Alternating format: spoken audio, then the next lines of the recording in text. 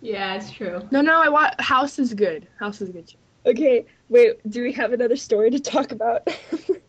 Yeah, we do actually. Let's not talk about it. No, I we're don't know. talking about it. This one Russian activist blogger with accounts on Twitter, Facebook, LiveJournal, Blogger, YouTube, basically all the internet outlets, got targeted, like that one person got targeted by a denial of service attack, and that led to like a site-wide outage on Twitter and huge problems on the other sites and stuff like Wait, that. what does that mean? A denial of service, it's basically Yeah. when someone spams you repeatedly so you can't access, so your server can't access anything. Oh, okay. Yeah. So yeah. And so this is pretty interesting because I haven't heard of anyone using a denial of service attack on a single person before. Like they'll use it to target companies a lot, but never like a one person. So since this person is an activist, I'm assuming that they got targeted because of their political views or something. Oh. But he was very active. He was like really active on Twitter and all that. Yeah. Like apparently Twitter was down for hours because somebody decided they don't want him spewing his views. Is that why Twitter's fucked? Like, wait, to Twitter, like for everybody or just for him? Like the entire site. Wow, It shut up. clogged up the Twitter servers. It's amazing. Like for one person, like usually for denial of service attack, it takes a lot of resources, like huge amounts of resources. But I mean, for one person, so this is pretty interesting. Anyway, so that concludes this week in the real world because the real news, stuff like hurricanes or whatever, aren't really worth mentioning. So, yeah, let's move on to our next segment. Our idiot of the week, or rather idiots of the week, are four Hollywood police officers who made up a cover story wrongfully handing a woman a DUI for an accident she had not caused. So, to sum it up, what happened was this cop, his name is Joel Francisco, crashed into the vehicle of this woman, whose name shall not be mentioned. Then, what he did was he called his three cop buddies. And so they got together and they plotted out a fake story to get them off the hook because it's the cop who bumped into the lady, not the other way around. And she was drunk already. They made up a story about how she hit them and that she was drunk. But here's the catch. The four cops got together in a little brain trust and they made up this story about how they got distracted. Well, the cop Joel got distracted by a cat. A cat jumped out of a window and it distracted them because they thought that Do was they a know pedestrian. anything about cats?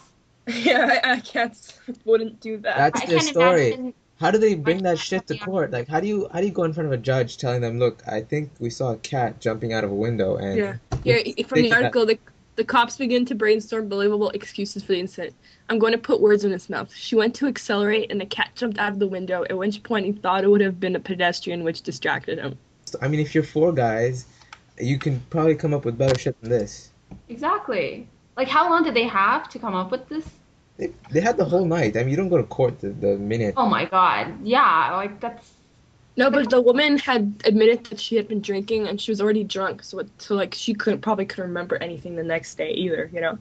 For all she knew, she crashed into this guy while she was intoxicated.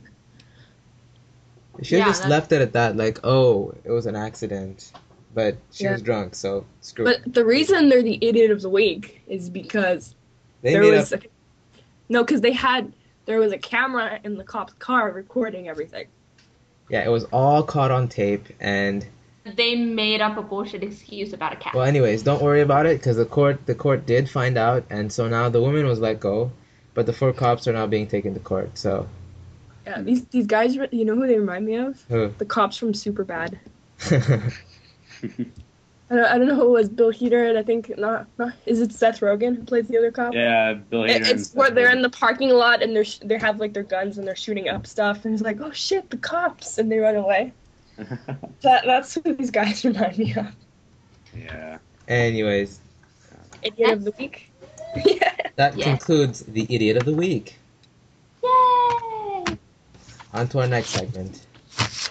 Our Okay, top 10 list. So I'm gonna do the next segment, which is the top 10 list.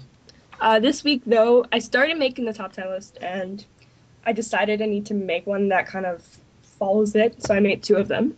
So the first one I'm gonna do is the top 10 television shows that should have never been canceled. So number 10 is Jericho. Number 9 is Freaks and Geeks. It's I think it's not like a show. Number 8 is My So-Called Life, which starred Claire Danes. Number 7 is Wonder Falls. Number 6. Sounds a lot like Wonderwall. No, Wonder Falls. What's number 6 again? Number 6, Angel. Number 5, Dead Like Me, which was a really good show. Number 4, Veronica Mars, which I'm sure most people have heard of or watched. Yeah, how did that get canceled? Number 3 is Pushing Daisies, which I watched this year and I cried when they canceled it. Okay, from number 2 is Firefly, which is the movie which is the television show from Serenity. And number 1 is Arrested Development. Yeah, Arrested Development. That's like... The only show I ever watched on television ever. That was a good one, though. It's funny because I was reading an article about its cancellation, and some guy said there's 2 reasons why it was canceled. Number 1, the marketing was horrible. They said that you could have spray painted the letters Arrested Development on the back of a pig and sent it through Times Square, and the marketing would have been better. And the second reason is that it's an Italian show, and there's just too many stupid people out there in the world. Which is true. Yeah.